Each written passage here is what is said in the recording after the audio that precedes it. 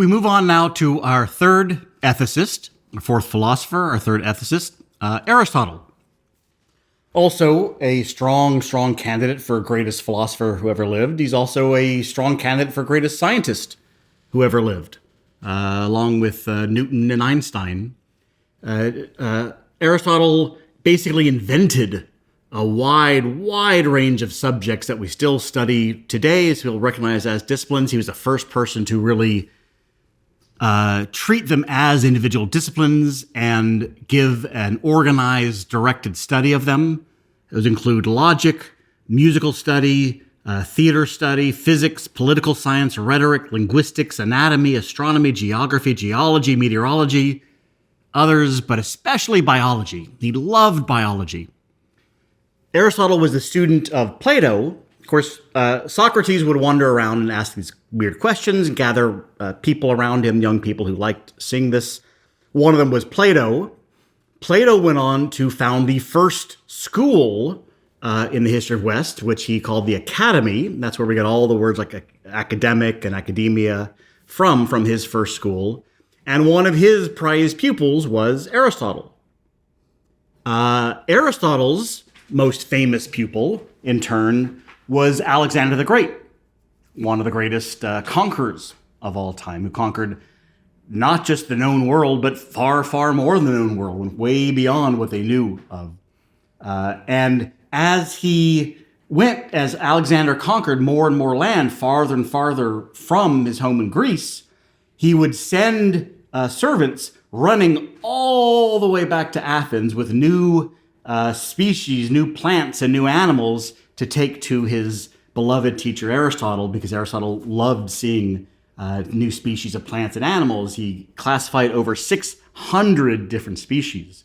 So it's a slightly more advanced version of putting an apple on your teacher's desk, because Alexander had greater resources. But because he was a great scientist, for Aristotle, empirical observations were crucial.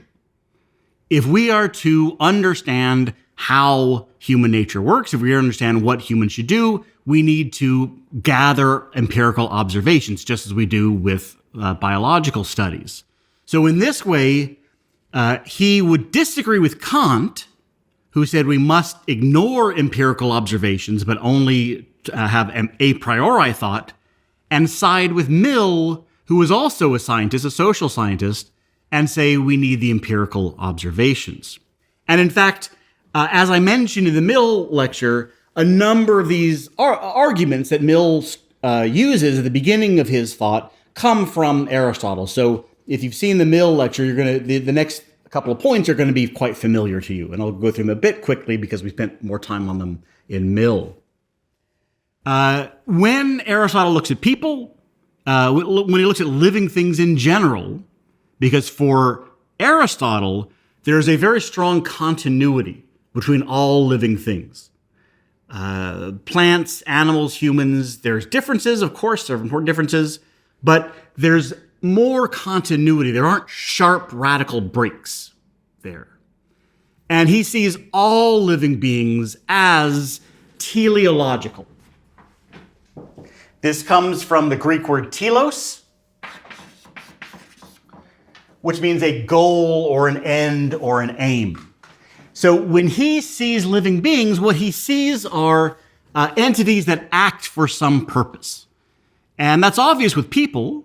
We go to work because we want to get the money. We go to restaurants in order to have the meal. But he sees this all the way down to plants that have no consciousness. When we take up ends or goals, it's because we thought it through. I have decided I want this, and I'm going to go take the actions that will allow me to achieve my goal. But this is something that is continuous throughout all of living beings. If you see a sunflower that turns the flower as the sun moves overhead, that's not random. That's not accidental. It doesn't just happen to do that day after day after day. It is moving in order to catch as much sun as possible. The sunflower has no conscious thought. It is not planning this out. It is not deciding, I'm going to get as much sun as possible because I really, really like the sun. Therefore, I'm going to take this action. It's not doing any of that, but its action is teleological. It is acting in order to achieve a goal. And its action only makes sense in terms of what it is trying to achieve. Otherwise, this movement would just be meaningless. But it correlates with the movement of the sun because that is what it's trying to get. And we only understand that movement when we understand what it's trying to get. So all of life is teleological.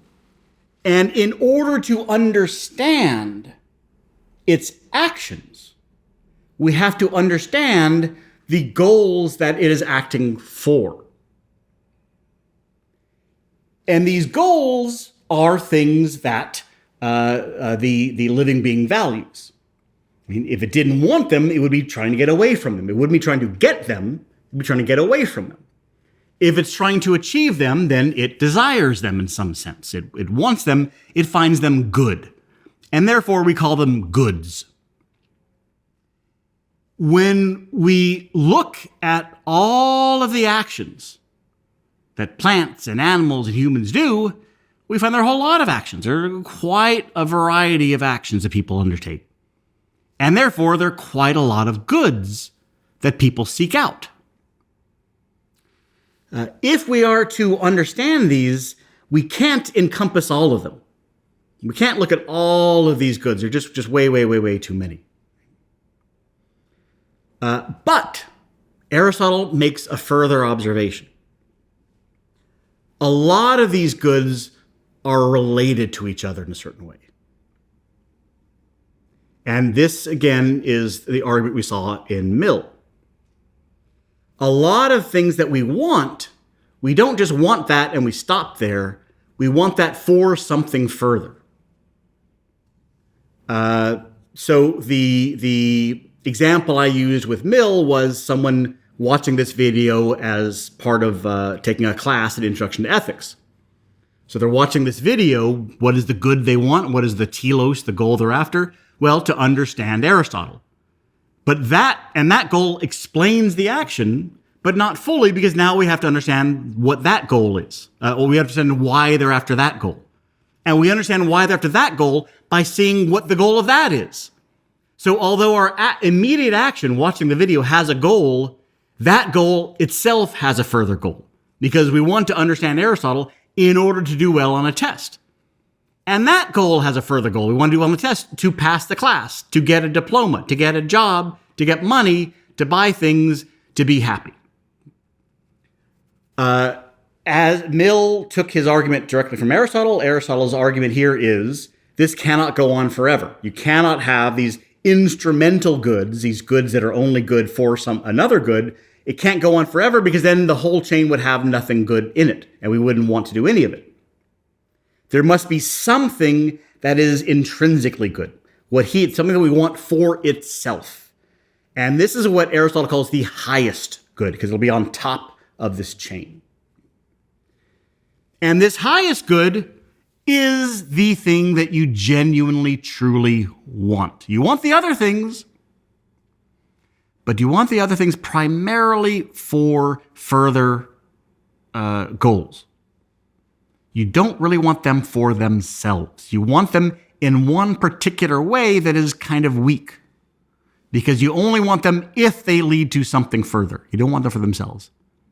The highest good is unlike any of those, because that's the thing you want for itself. And that's the thing you're doing everything else for.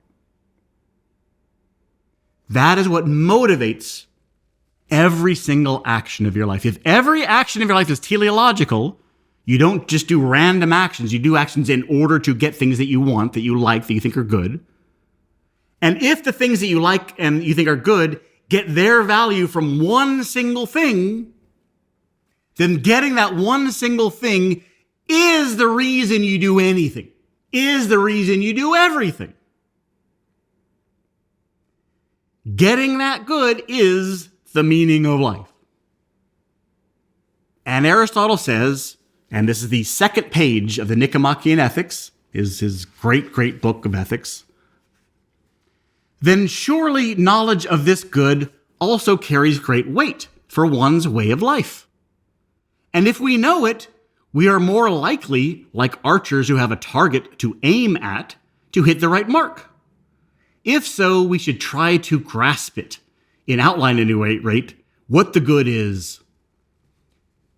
So he's saying, look, if this is the point of your life, if this is the reason you get up in the morning and go to bed at night, if this is the reason you undertake every single action, then let's do everything we can to get it.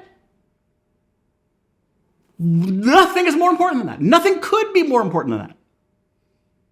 And in order to improve our chances of getting it, let's figure out what the heck it is. Because if you don't know what it is, you don't know how to get it. And you don't even know if you've gotten it. If you don't know where to aim, if you don't know what your aim is, then you don't know where to aim at. So this book is the single most important book you could ever read, he is arguing.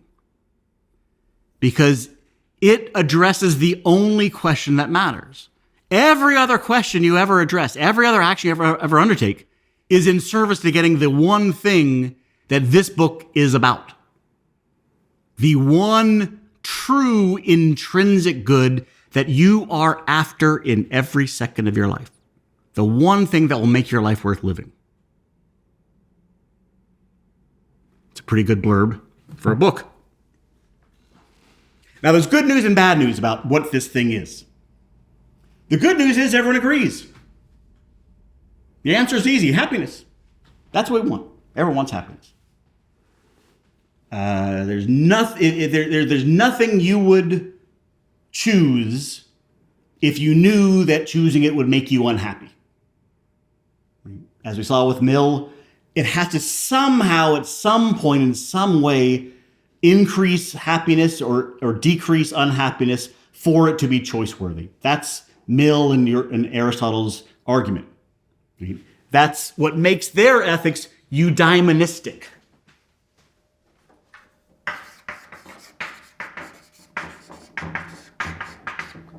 Any ethical theory that takes happiness to be the greatest good is called eudaimonistic because it comes from the Greek word eudaimonia,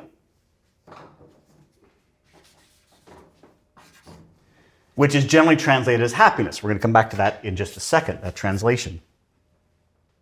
So the good news is, we know it. You know it. The reason why you do anything is to be happy. The bad news is, everyone disagrees as to what happiness is. So yes, we know you want to be happy, but we don't know what that means. We don't know what it is to be happy, and we don't know how to get it. So the answer to the essential question comes on the second page of the book. But that answer doesn't help us until we understand the answer. The great thinker Douglas Adams told us that the answer to life, the universe, and everything is 42. The point being, it doesn't help us until we know what the question is. So knowing the answer is happiness doesn't help us until we understand what happiness is and how to get it. And that's what he spends the book explaining to us. So the word that gets translated as happiness here is eudaimonia. And that's a perfectly good translation of it. But the problem here, and we're gonna have to learn 3 Greek words. The reason why I want to bring in 3 Greek words is because a language can often contain and reflect certain ideas of a culture, of an ethos, which means that there will be words that don't have exact translations because those cultures have ideas that other cultures lack. Ancient Greece was a pre-Christian society. Christianity transformed everything in Western civilization, transformed especially in ethics and questions of what's good and what's bad. It fundamentally transformed the way that we think of what it means to be good, what it means to be bad, what it means to live a life. And so these thoughts that are framed in ancient Greece have an entirely different view on the world, a whole different outlook. That's one of the things that makes them very valuable, because you can only recognize your own outlook when it comes up against something that is different. I mean, if you never met anyone who had a different accent than yours, you probably wouldn't even know that you had an accent. You wouldn't know what an accent is. This is the way the words are pronounced. It's only when you hear someone talking funny that you realize, oh, that's a different way to talk. Oh, then I have a way of talking. Otherwise, it's completely transparent and invisible to you. So it's only when we encounter these, the technical word is incommensurable ways of looking at the world. Ways of looking at the world that you can't simply define and map onto each other by changing little thing here, little thing there. It's only then that we can really understand our own and see the presuppositions that we're making that are so deep they don't feel like presuppositions. They just feel like the way the world is. That's when we can change from thinking that there's just the way things are to this is the way we see things. From the one way to think to one of the ways to think. So it's very, very valuable, but it's also much harder.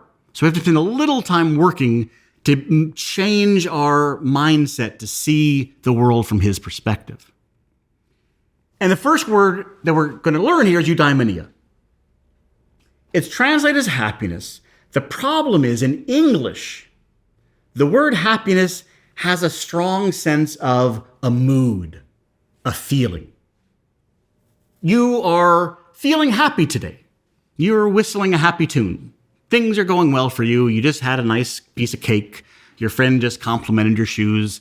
I'm feeling happy. That's not eudaimonia.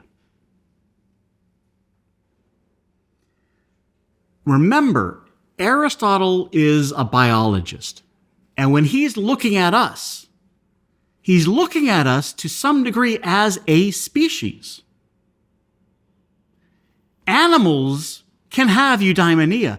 A plant can have eudaimonia. Now, a plant cannot be in a good mood. That makes no sense. But a plant can be deep green and bursting with fruit and growing up strong and getting into the sunlight. And that is a eudaimonic plant. That is a plant that is living its best plant life. That is a plant that's living the way that plant should be living.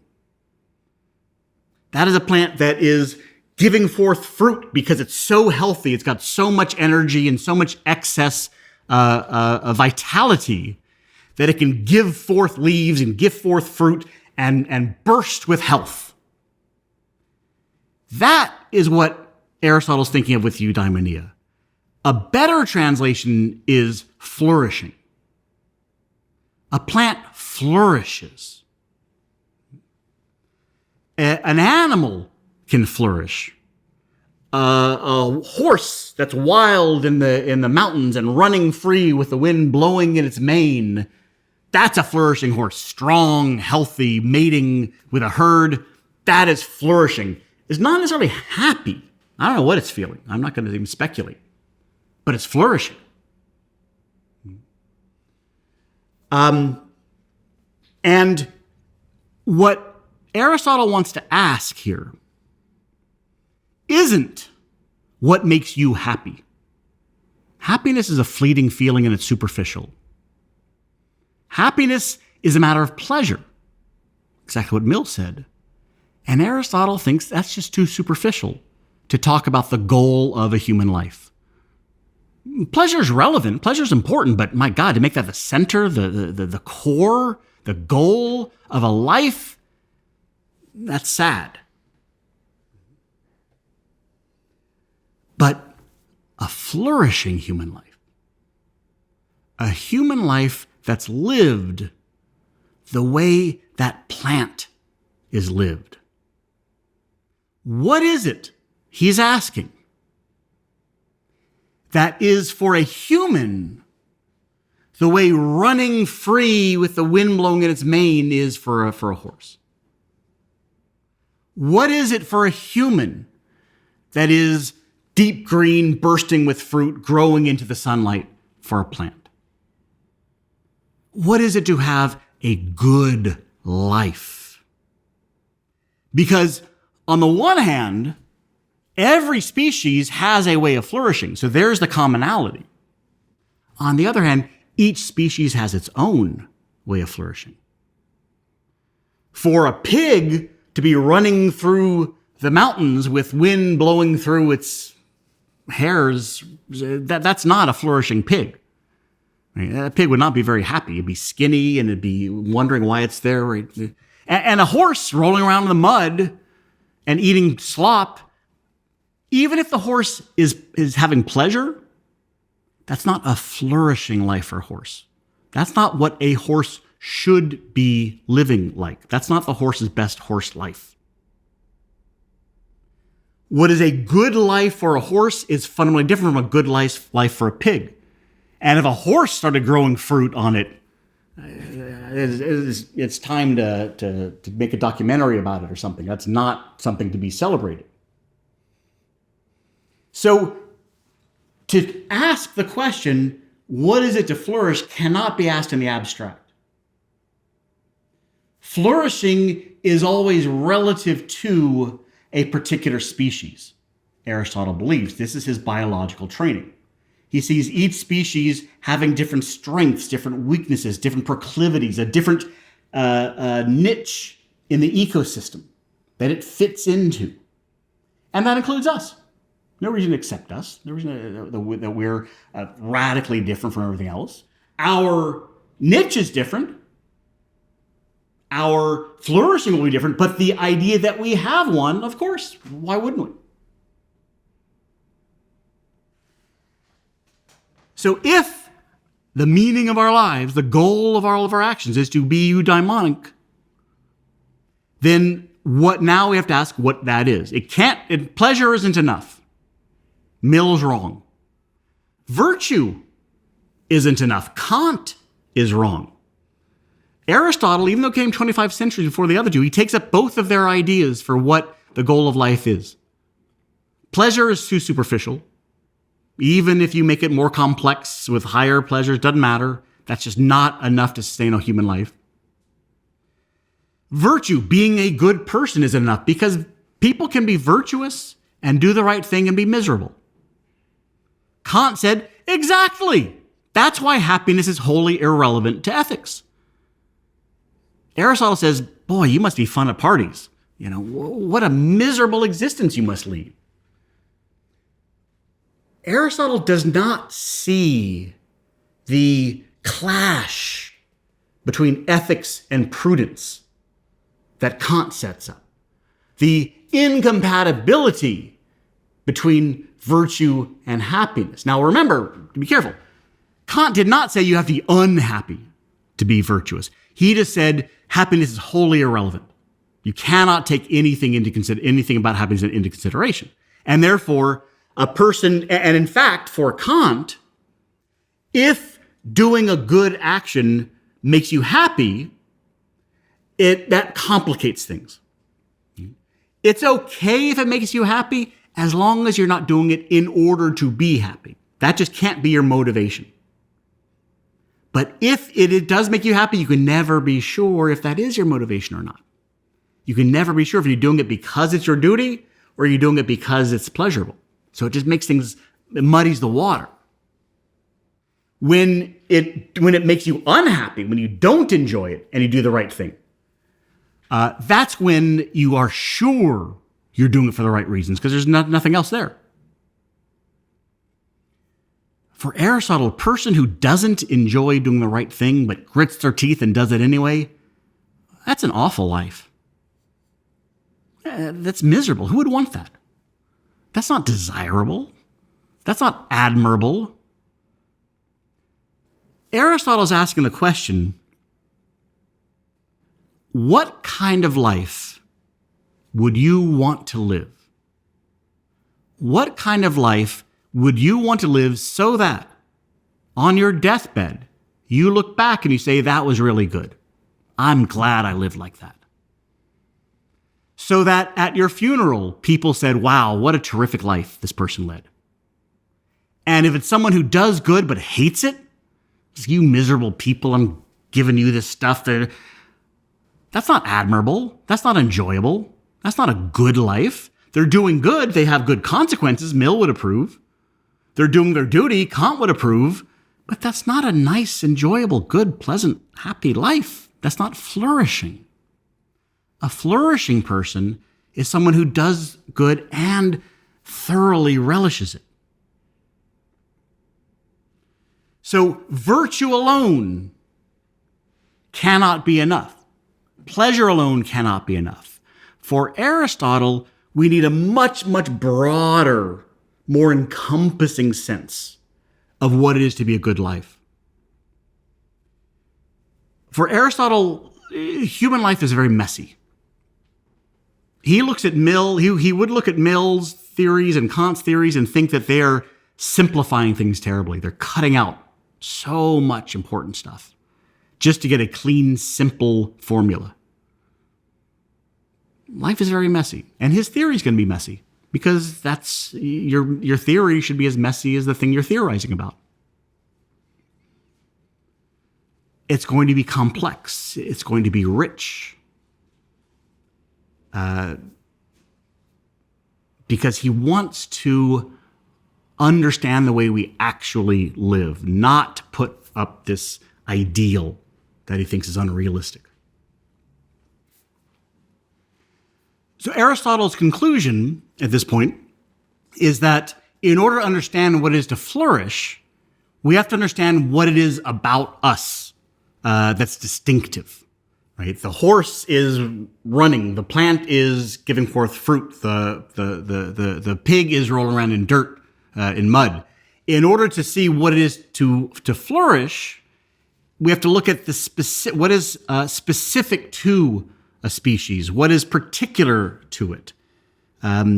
Because only when that species does the thing that it's supposed to do, the thing that is special to it, can we evaluate it as flourishing?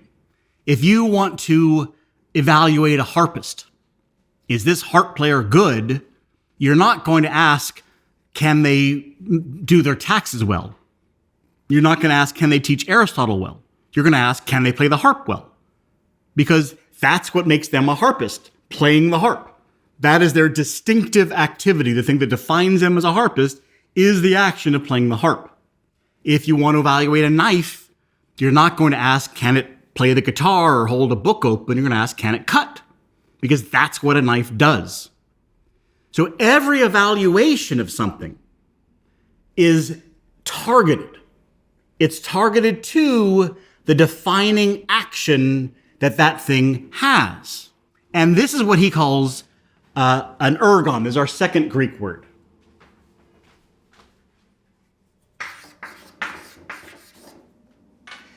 This is often translated as function.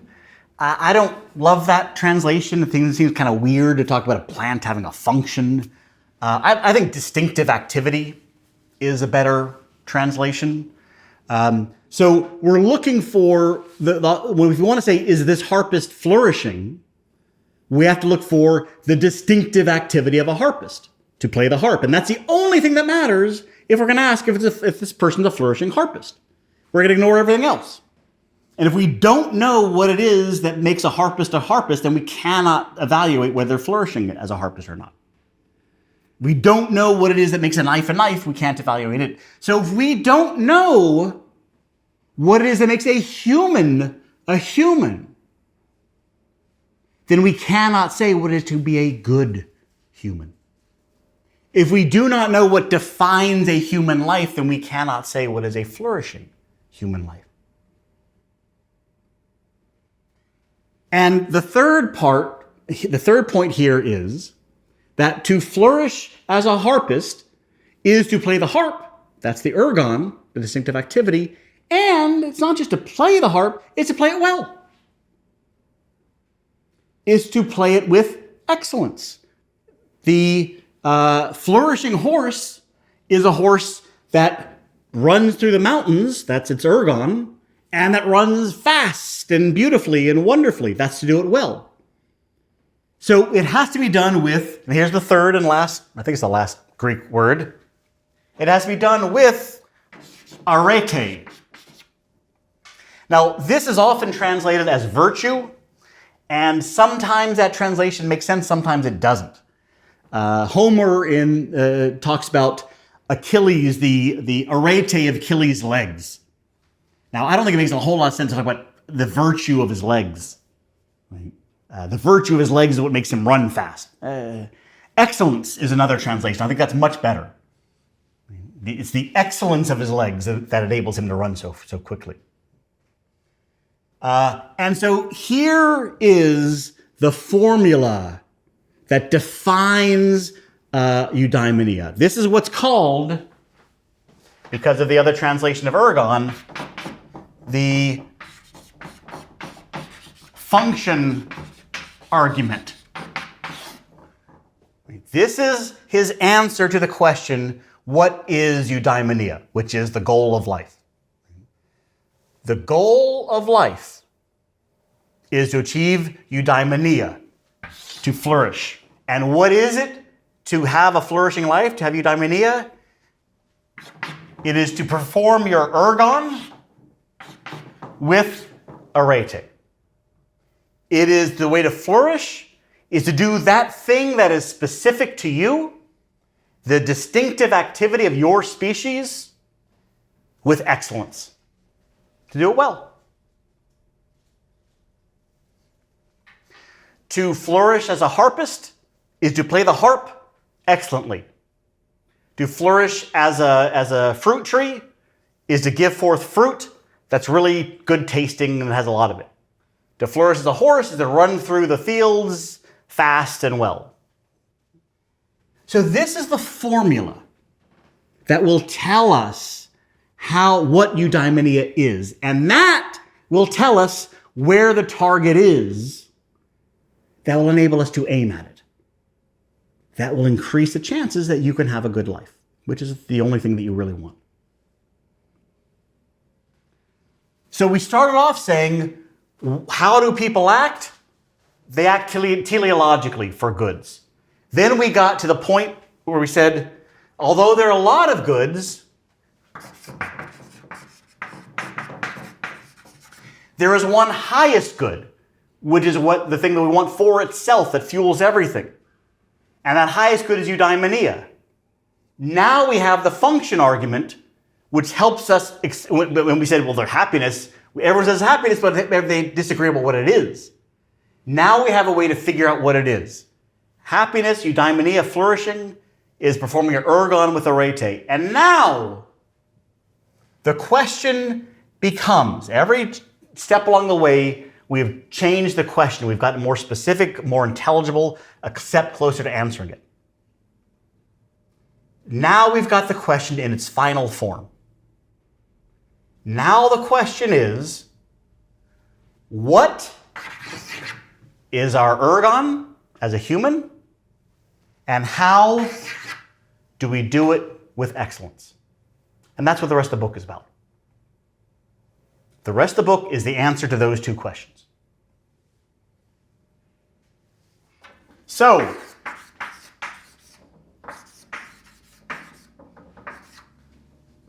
what is the human ergon? What is our distinctive activity? What is our function? What is it that we do? Well, Aristotle tells us that for it to be distinctive, it's got to be special to us.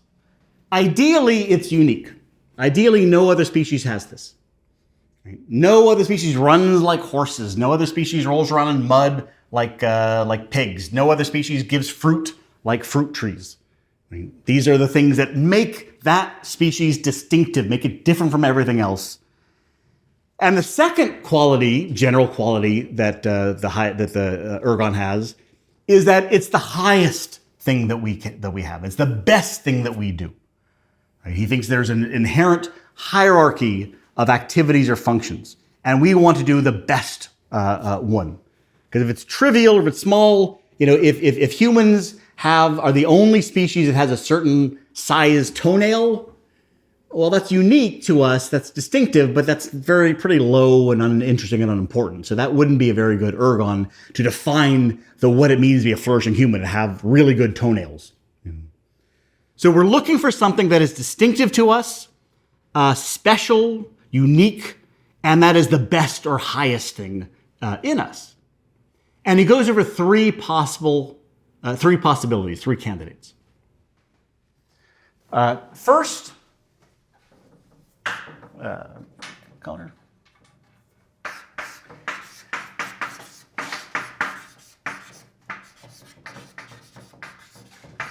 Well, the first thing is we grow, we digest, and we grow. That's a very important thing we do. If we don't do that, we can't live.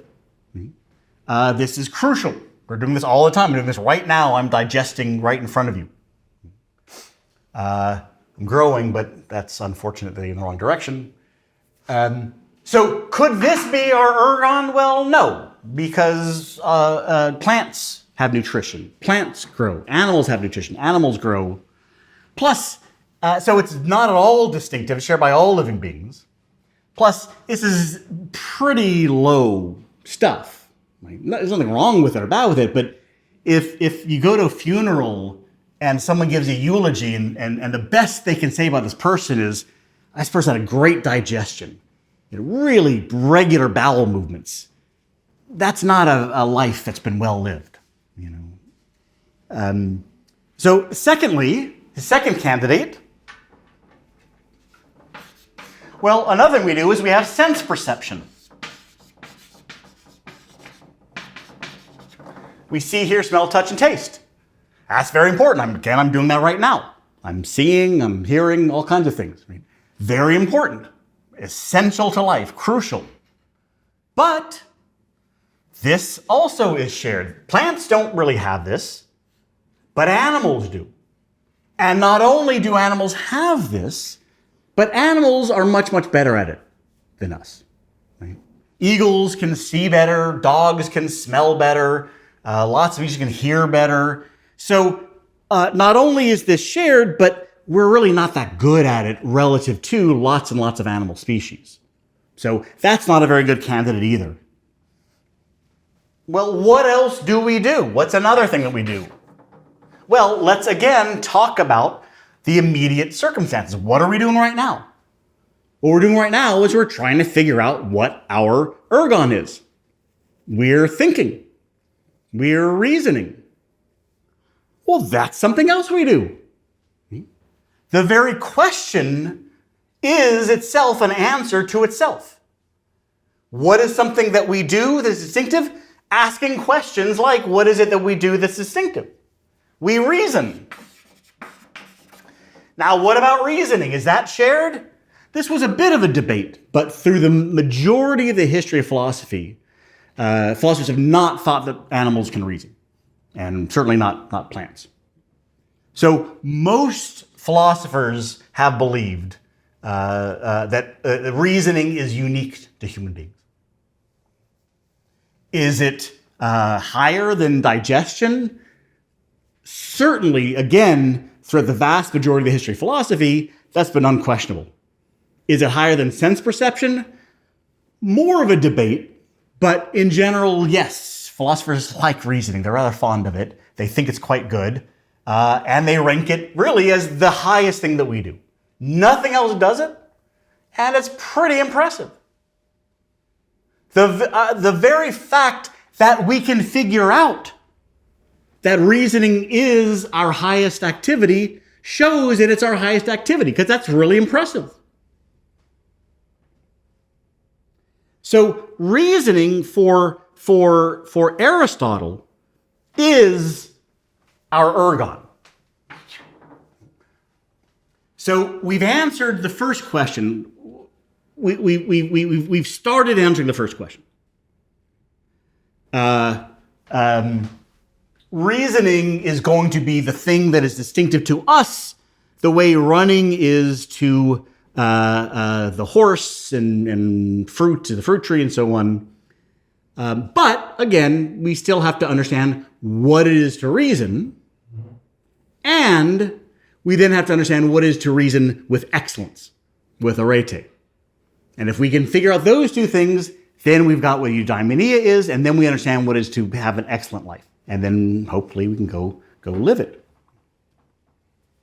So, what is reason? Well, reason, for Aristotle, is a function of the psyche.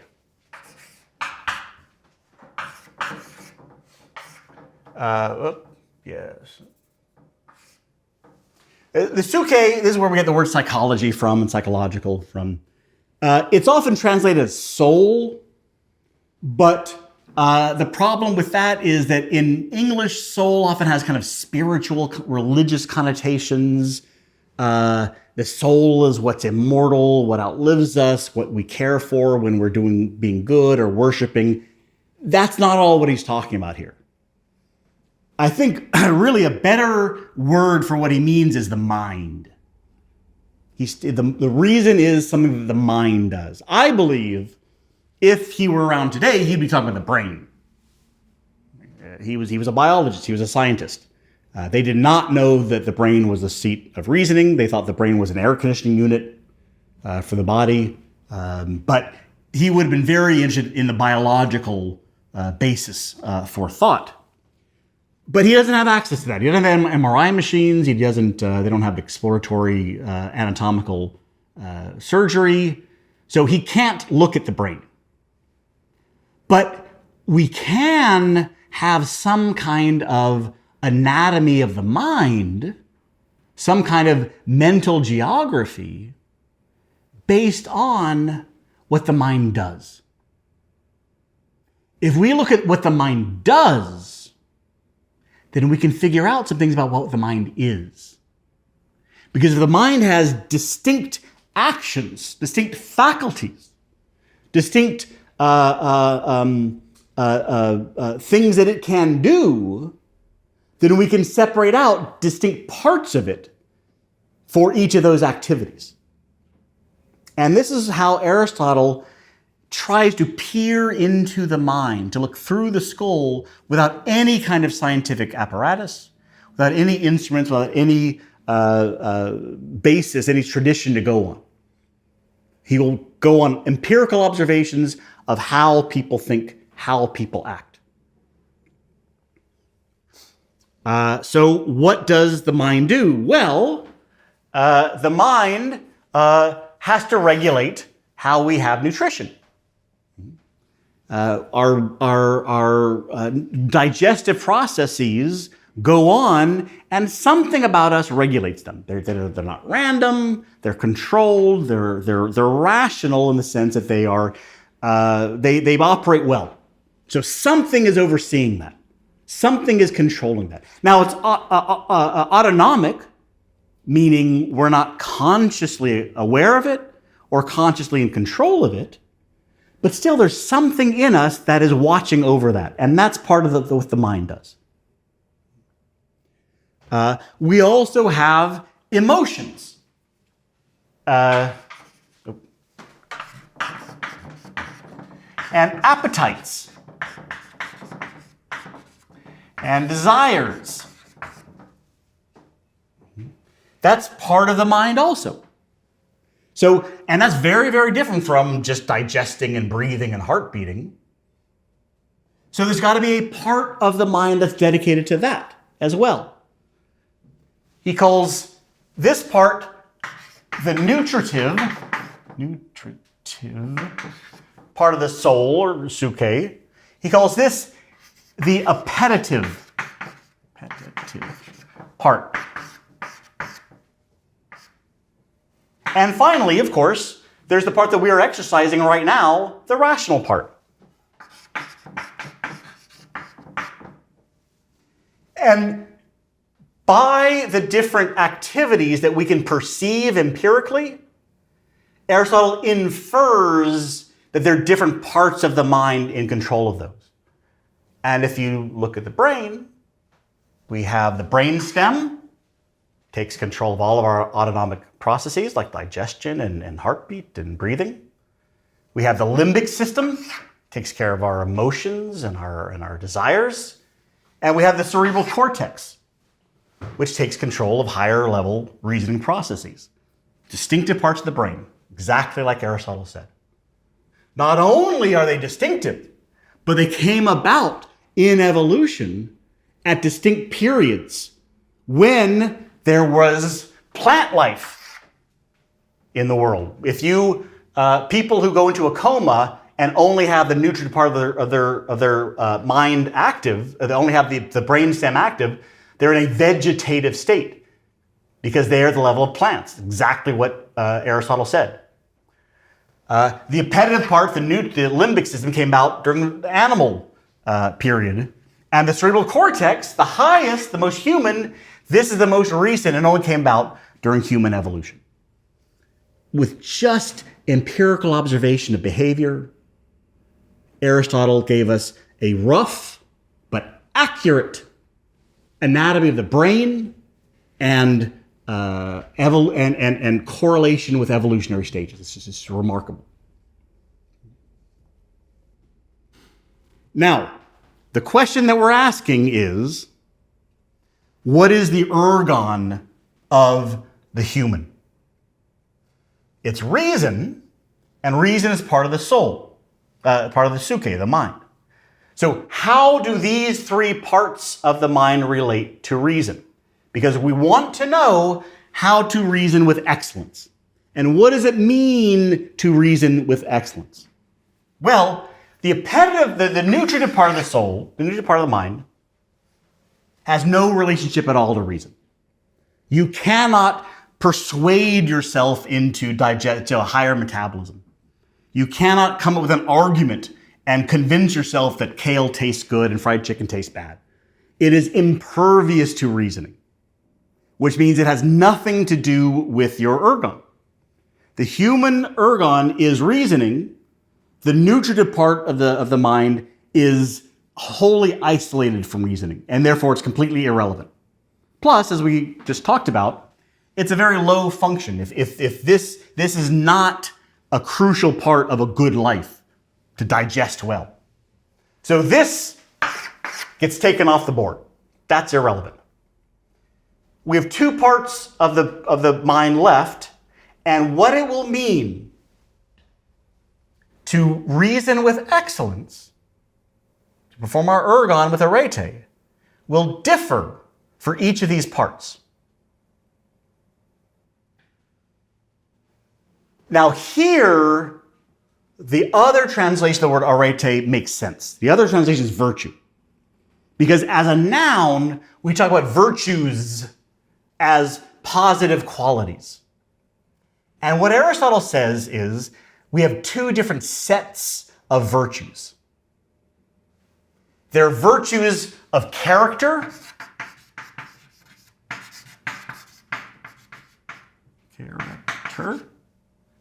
And there are virtues of thought.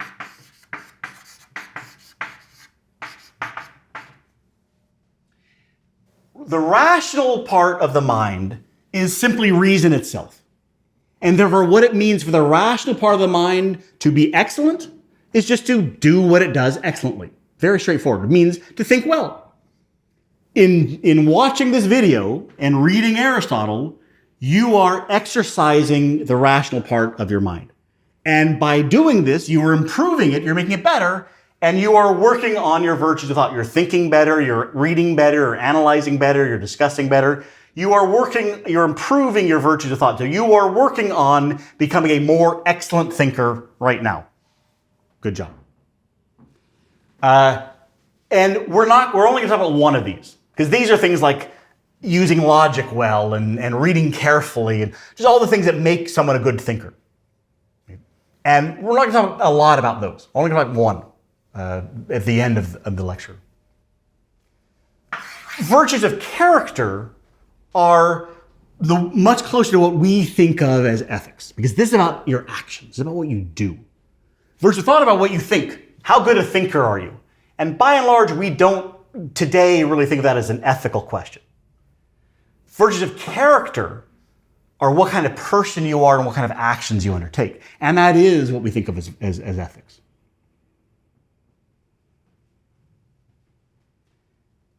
One of the names of Aristotle's ethics is called character ethics, right? Because these are the virtues of character.